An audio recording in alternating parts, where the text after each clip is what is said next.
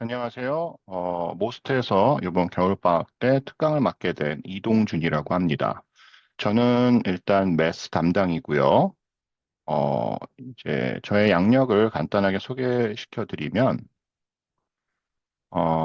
일단 그 캘리포니아 주립대에서 컴퓨터 엔지니어링을 전공했고요. 그 다음에 압구정동이나 대치동 소재에서 있는 학원에서 IB나 SAT 쪽 또는 AP 쪽에 있는 수학을 오랫동안 강의를 해왔습니다. 자, 오늘 이제 설명드릴 부분은 이제 전반적으로 이제 우리 IB Math AA와 AI에 대한 설명과 그 다음에 우리 그 겨울방학 프로그램에 대한 설명 그리고 간략한 데모 렉처 정도 저희가 소개하고 오늘 마무리를 하겠습니다. 자, 일단 우리가 고민하시는 것 중에 하나가 AA냐, AI냐 갖고 많은 고민을 하시는 분들이 있어서 일단 간략하게 차이점에 대해서 좀 설명을 하고 들어가려고 해요. 이 표를 보시면 조금 그 차이점이 좀 드러나는데 여기서 보시면 이제 AA와 AI라는 부분이 있는데 우리가 AA를 보통 뭐 다수의 그 학생들이 듣는 건 사실입니다. 훨씬 더 많은 학생이 듣고 있긴 하지만 일단 우리가 뭐 그렇다고 AI를 뭐 또 필요 없느냐 또 그런 건 아니에요. 자, 그러면 강조하는 부분이 뭔지만 보면 아마 그래 얘가 어떤 차이점을 가지고 있다라는 걸 좀 이해하시기 쉬울 거예요. 그래서 보시면 여기서 매우 강조하는 부분이 뭐냐라고 하면 AA는 칼큘러스예요.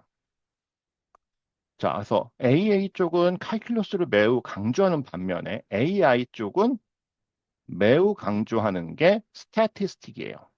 자, 그렇다고 해서 그럼 AI에서는 칼큘러스를 안 배우거나 또는 AA에서는 스태티스틱을 안 배우냐? 그런 건 아니에요. 그러니까 내용의 깊이가 훨씬 더 깊게 가르친다라는 거예요. 그래서 기본적으로 들어가는 내용은 유사한 부분들이 아주 많습니다. 공통된 부분들이 아주 많은데 그중에서 더 뎁스를 깊게 들어가는 것이 뭐냐에 따라서 AA와 AI가 좀 차이점이 생길 수 있다라는 것과 두 번째는 칼큘레이터예요.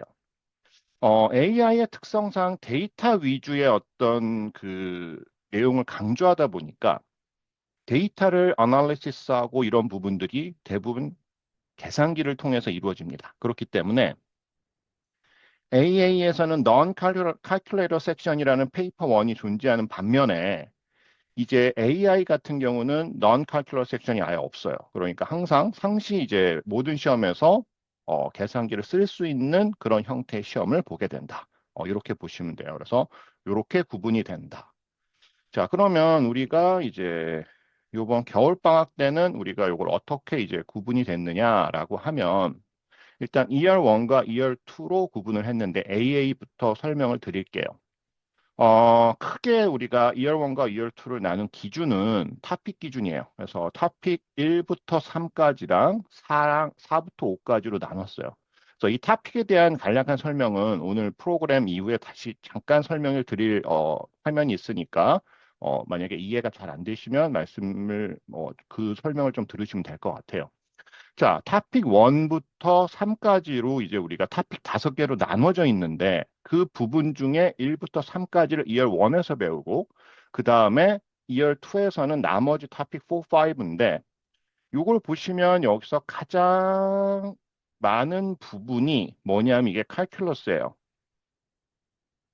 그래서 결론적으로 따져보면 이런 거예요. 칼큘러스를 배우기 위해서는 우리가 타픽 1, 2, 3에 있는 널리지가 필요하다는 거예요. 그렇기 때문에 1, 2, 3에 있는 내용을 모르면 사실은 칼큘러스 시작이 어려워요. 그렇기 때문에 다시 1, 2, 3를 배우고 그 다음에 2열 2에서 보통 칼큘러스를 배우는 게 일반적인 프로세스예요. 근데 그렇다고 해서 여기 나와 있는 내용들을 보면 이게 사실은 IBAA 들어오기 전에 대충은 거의 다 배웠던 내용들이 대부분입니다. 물론 깊이가 조금 약하게 배우긴 했겠지만 대부분은 배웠어요.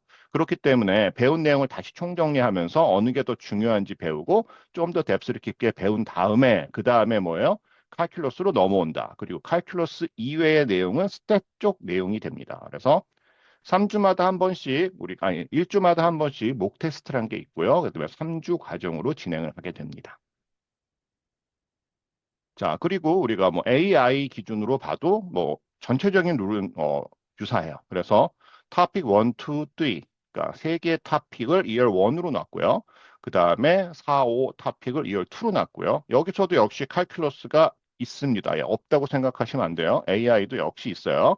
그래서 여기까지 보시면 여기가 칼큘러스 파트가 되고 나머지 파트가 스탯 파트가 된다. 이렇게 보시면 됩니다. 그리고 이것도 역시 우리가 3주마다 한 번씩, 1주마다 한 번씩 우리가 목 테스트를 보게 됩니다. 이렇게 보시면 돼요. 자, 그러면 우리가 이제 토픽이 5개로 나눠져 있다고 했는데, 요 부분에 대해서 조금 설명을 드리면 이렇게 돼 있어요. 이제 토픽이 5개의 토픽으로 카테고리별로 나누어서 일단 구성을 했어요. IB는. 근데 이제 전체적인 어떤 맥락을 보면 우리가 AA 기준으로 보면 토픽 1, 2, 3, 4가 결국은 칼큘러스를 내가 잘 이해하고 잘 우리가 공부하기 위한 전 단계로 봐야 돼요. 그래서 얘네들이 다 잘 성립이 되면 칼큘러스로 가서도 잘 그 흐름을 이어가면서 우리가 공부가 되겠죠. 왜냐하면 칼큘러스를 우리가 이제 배우기에 가장 기본이 되는 것 중에 하나는 펑션이에요. 이 펑션이라는 것들에 대해서 잘 알고 있어야 되는데 대부분의 학생들이 물론 우리가 AA나 AI를 배우기 전에 예, 사전에 어떤 그 수학을 하면서 대부분의 것들은 어렴풋이 배우는데 뎁스가 요거보단 조금 더 깊어져야지 우리가 칼큘러스를 소화할 수 있다라고 이해하시면 될 것 같아요. 그래서 일단 펑션이 가장 중요하고 그렇다고 해서 이제 다른 토픽들이 중요하지 않냐 그런 건 아니고 여기에 보면 트리고노메트릭이 있죠. 토픽 2에 삼각함수도 사실은 펑션이에요. 그래서 펑션이라서 사실은 같이 들어가고 그 다음에 스태티스틱과 프로바빌리티는 요거와 뭐야 융합된 그런 칼큘러스 문제가 나올 수도 있고 나왔던 기록도 있으니까 이렇게 우리가 전체적인 빅픽처는 이렇게 된다라고 이해하시고 우리가 공부를 시작하시면 될 것 같아요. 자, 그래서 오늘 간단하게 우리가 데모 렉처를 해야 되는데 이제 뭘 할까라고 고민을 하다가 뭐 이제 다른 것들은 제가 뭐 작년 또는 재작년 이런 뭐 데모 할 때 대부분 좀 한 것들이 있어서 또 시간이 많지 않아요. 그래서 간단하게 우리 칼큘러스 보통 학생들이 가장 어려워하고 힘들어하는 칼큘러스의 첫 번째 챕터인 리밋이라는 것에 대해서 한번 설명을 해보려고 합니다. 자, 우리가 리밋이라는 걸 설명하기 이전에 제가 학생들한테 항상 공부를 하기 위해서, 수학 공부를 하기 위해서는 이렇게 3단계의 프로세스가 있다라고 보통 학생들한테 얘기를 해요. 첫 번째는 definition이고, 두 번째는 method 또는 methodology 또는 expression. 어떻게 내가 이거를 사용하는지에 대한 방법적인 내용이고요. 세 번째는 how to use. 그럼 결국 문제에서 여기는 문풀이 되겠죠. 문제풀이가 되겠죠.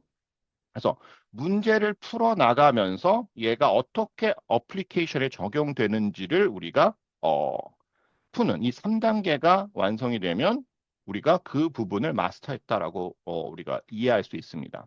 그래서 항상 공부를 이제 세 가지로 해야 되는데 물론 수학을 잘해서 기초가 잘 다져진 학생들은 이런 방법대로 잘 공부를 하고 있어요. 근데 기초가 잘 없는 학생들은 사실은 대부분 수학을 어떻게 공부해야 될지 접근 방식에 대해서 좀 어려워하는 경우가 있어요. 그래서 이 3단계를 잘 기억하고 일단 어, 공부를 하면 좋을 것 같아요. 그래서 제 수업 방식은 항상 이렇게 3단계를 기준으로 좀 찝어주면서 진행을 합니다. 자, 그럼 일단 리밋을 한번 보도록 할게요. 자, 우리가 리밋이라는 개념을 보면 이게 사실은 학생들이 상당히 어려워하는 개념이에요. 왜냐하면 처음 나오는 내용이거든요. 여태까지 뭐 간단하게 물론 어떤 학교의 수학 선생의 열정에 따라서 간단하게 학생들한테 소개를 했거나 이런 경우는 존재할 수 있지만 대부분의 학생들이 처음 듣는 단어이자 처음 듣는 거예요. 그래서 저는 수학을 랭귀지라고 생각하면 리밋이라는 단어가 처음 등장하는 단어예요. 본 적도 없는 단어. 그럼 일단 이 리밋이 뭔지를 우리가 알아야 되는데 여기에 보면 이제 첫 번째 definition과 expression이에요. 요거는 limit이라는 거는 그냥 간단한 개념이기 때문에 사실은 definition과 expression이 같이 묶어간다고 보시면 되고 그 다음에 어떤 equation이 필요하거나 이런 것들에 대해서는 definition과 expression 또는 methodology가 좀 분리가 됩니다. 자, 그래서 우리가 일단 기본적으로 표기법은 이렇게 돼요. 자, 그러면 이 표기법을 우리가 어떻게 해석해야 되는지가 중요하겠죠. 그래서 요거의 가장 뭐라고 할까 이제 적절한 해석은 when x approaches to A, fx approaches to B 이거예요. 그러니까 x라는 애가 자 approach라는 단어를 썼는데 요거 중요하게 생각해야 돼요. 수학에서 나오는 단어를 학생들이 보통 소설 읽듯이 읽는데 그렇게 하면 안 돼요. 단어 하나에도 의미가 있으니까 간단한 문장들밖에 안 나오니까 수학은 이거 중심을 잡고 들어가야 됩니다. 자, X가 approach to A, A로 접근하고 fx도 B로 접근한다라는 이 뜻이 뭐다? 이 뜻이 이렇게 쓴다라는 거예요. 자, 그러면 우리가 여기에 나와 있는 내용이 다 단어도 어때요? 매우 쉬운 단어고, 뭐, 이해 안 가는 단어도 없지만, 매우 매우 학생들이 이거를 다 제각각 다르게 해석을 해요. 그러니까 이제 문제가 어려운 거예요. 자, 그러면 이걸 좀 심층으로 한번 들어가 볼게요. 자, 그렇다면, X가 A로 어프로치 한다는 게 무슨 뜻일까라고 하면 첫 번째예요. 어프로치란 거는 X가 A라는 거를 얘기하는 게 아닙니다.